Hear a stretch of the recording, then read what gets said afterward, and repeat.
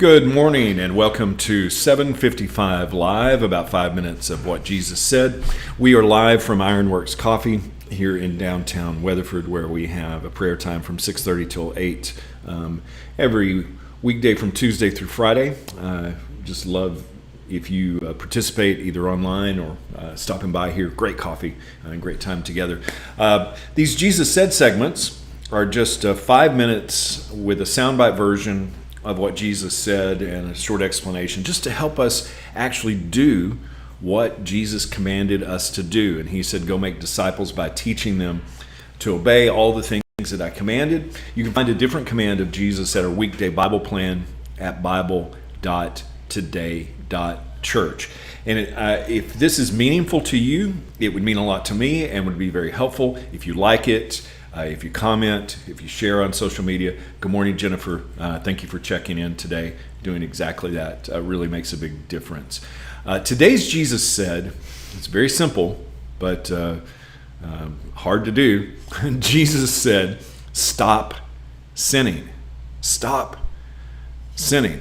Now, let's read the command here and then put it into context. Jesus said in Matthew 5:30, and if your hand, even your stronger hand or your good hand, and we'll talk about the cultural context of that.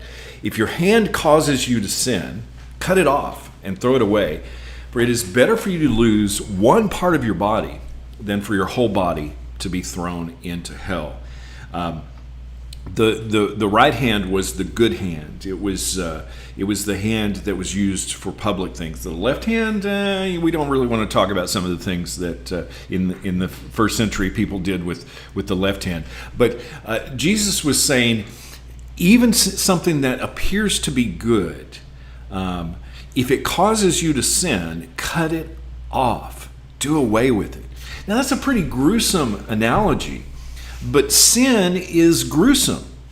Any sin, all sin. And Jesus used several very extreme analogies to talk about how we should separate ourselves from sin.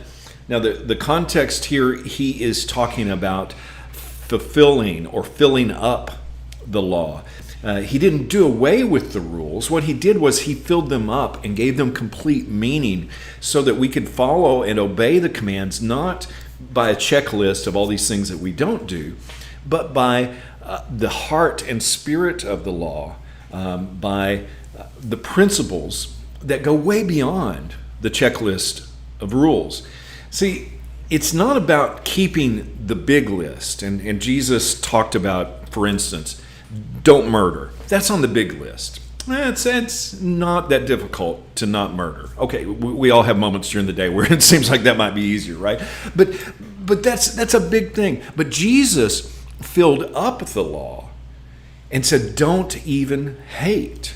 And then he filled it up even more completely and said, don't even call anyone a fool or an idiot. In fact, he said those that do are in danger of hellfire.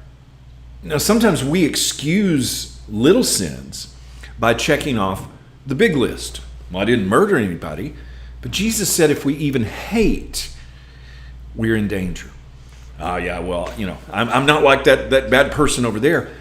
But if we call someone a fool or an idiot, Jesus said that's sin. And he said, whatever it is, even if it's something that appears good, even your strong hand, if it causes you to sin, cut it off. Do away with it. Sin says, that's just the way I am. Jesus says, live the way that I command. That's who you are. And the good news is we don't have to do that in our own strength. We have the power of the Holy Spirit to empower us to live a different way. Not by keeping rules, but by our very nature that is changed and transformed when we follow Jesus totally and completely. But it has to be a total commitment, whatever it takes to follow him. Jesus said we had to deny ourselves. And we're in this together. Following him isn't a solo sport. The writer of Hebrews tells us in Hebrews 3:13, and this is part of where the name Today Church came from. It said, you must warn each other every day while it is still today, so that none of you will be deceived by sin and hardened against God. Jesus said, stop sinning. Do whatever it takes. Cut off whatever might cause you to sin. It's not about the big list. Are we even faithful in the small things? It's about our heart. Jesus said, stop sinning. How can we put that into practice today?